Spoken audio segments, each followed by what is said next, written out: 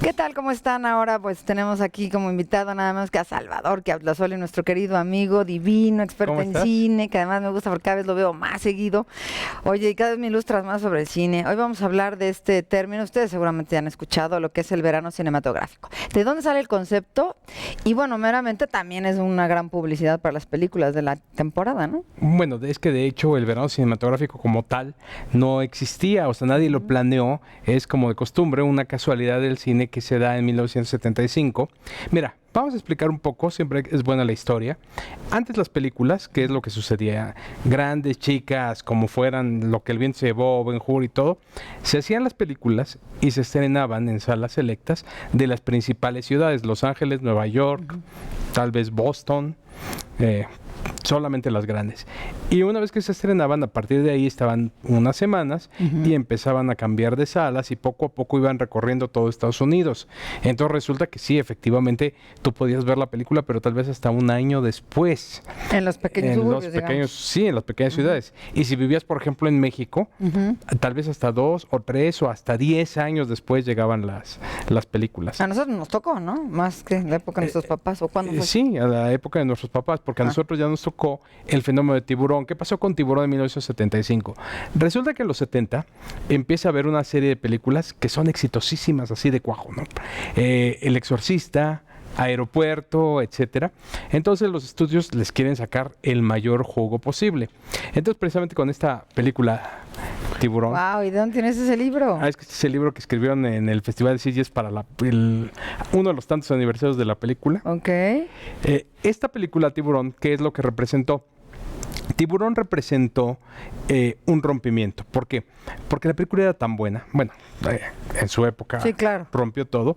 Y llega después de un estreno como El Exorcista.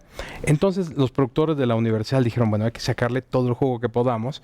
Y entonces hicieron una movida que en ese entonces parecía muy arriesgada. Y era un estreno simultáneo nacional, que en ese entonces era en 409 cines.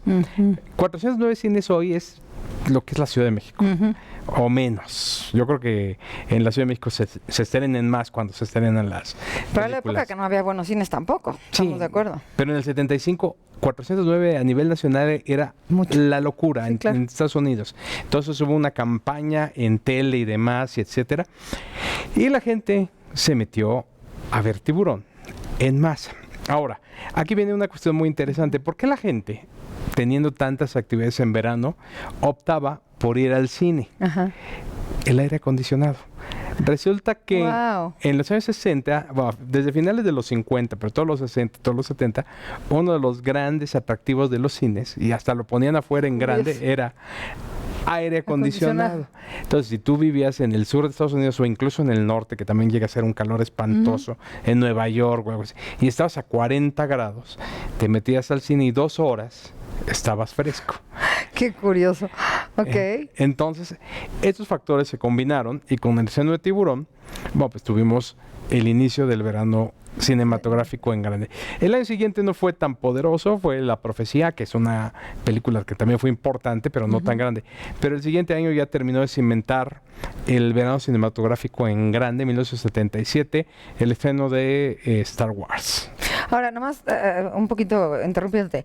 A ver, de todas las películas que mencionaste ahorita, a mí la única que me sigue dando mello de Mellolandia, la verdad, es El Exorcista. Porque ya Tiburón tú lo ves y dices, sea de goma, está muy bocón. O sea, no te espantas, ¿no? O La Profecía, pues hace mucho que no la veo, pero yo creo que sí era Demian, ¿no? El niñito. El niñito era Demian. Oye, ¿te acuerdas la de Red Room? El niñito que así le hacía, ay, cómo me traumé. ¿El Resplandor? Pues era un niñito que andaba por los pasillos que decía Red Room. Y era Murder. Lo decían al revés. En su triciclo ese, El Resplandor. Ahí iba, esta sí me acuerdo, fíjate, pues me traumó, te digo. Pero a ver, dime esto, ¿por qué sigue siendo como una película vigente? Es decir, los efectos y todo, todavía se siente bien feo cuando uno ve esa película. Porque William Friedkin te la manejó súper bien. O sea, es una película que... Mira, ¿qué es lo importante del Exorcista? Es un poco lejanos pero es muy buen tema que sacaste. Ahora actualmente, ¿qué es lo que pasa con las películas de verano y en general todas?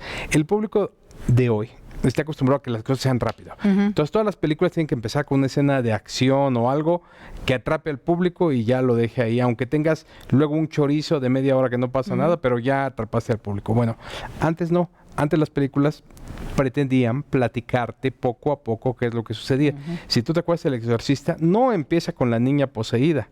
El Exorcista empieza con el padre Merrick. No lo he podido ver, te digo, hasta la fecha. A mí me da mello. Bueno, el Exorcista empieza con el padre Merrick haciendo excavaciones en Irak, donde descubre a Pazuzu, que es la estatua del demonio que después era protagonista en la película. Y cuando sube la cámara es espantoso cómo se ve el demonio, bueno, la escultura del demonio, ¿no? Y ¿qué sucede con el Exorcista? Que te va platicando la película poco a poco. Entonces eso te va metiendo más en la atmósfera del miedo. Para dar miedo es muy importante que tú te empieces a compenetrar con los personajes y sobre todo que no sepas qué es lo que va a suceder. Que no sea predecible, claro. Y eso sucede con el Exorcista. O sea, tú al principio ves a Regan, que es Linda Blair, como una niña normal, común y corriente, algo antipática, una escuincla regordeta, pero no te cautiva eso, sino te cautiva la preocupación de su mamá, Ellen Burstyn, que está viendo cada vez más y más cambios en la niña. Y eso es lo que ya te lleva al final de la película. Y obviamente también estás conociendo al padre Carras y su relación con su madre morirá en la película, etcétera, etcétera. Entonces todo esto, ya cuando llegan los últimos momentos, es cuando tú ya estás compenetrado, ya conoces a los personajes y sobre todo ya sabes que están enfrentándose al mal absoluto. Es el secreto de las películas. Eso mismo pasó en Tiburón, fíjate. Tiburón está dividido en 3 actos y resulta que el tiburón, como tú dices, hoy se ve muy malo. En ese entonces no se veía tan mal porque era pionero en los efectos especiales. Pero Spielberg sí pensaba que en un momento la gente se iba a reír, entonces dijo, es que el tiburón no está funcionando bien, el tiburón mecánico. Bueno, entonces vamos a presentarlo lo menos posible. Entonces, ¿qué es lo que hace Tiburón? Que durante los primeros 2 actos tú no ves al tiburón, lo intuyes. Claro. Con la música. Y lo sugerido luego da más miedo, es como también lo erótico. Luego lo sugerido es más erótico que lo que ves a simple vista, ¿no? En efecto. ¿Y qué es lo que sucede? Que tú estás, pero ¿qué va a pasar con el tiburón? ¿Hacia dónde va? Etcétera. Y no lo ves, pero ya sabes cómo ataca, ya sabes que es asesino. Y aparte... que ahí viene por ti. Sí, y todo el pueblo está con la atmósfera de la paranoia por el tiburón. Y finalmente eso está allá. En el tercer acto ya ves al tiburón. Pero como dice Steven Spielberg, y él lo dijo, ¿no? Después de que yo los tengo cautivos con 3 sustos que les di en los 2 primeros actos de la película. Ya con eso los agarré. Ya con eso al final. De hecho, fíjate, en la escena final del tiburón. No, este es spoiler, entonces si no han visto Tiburón, ya ves que lo matan con...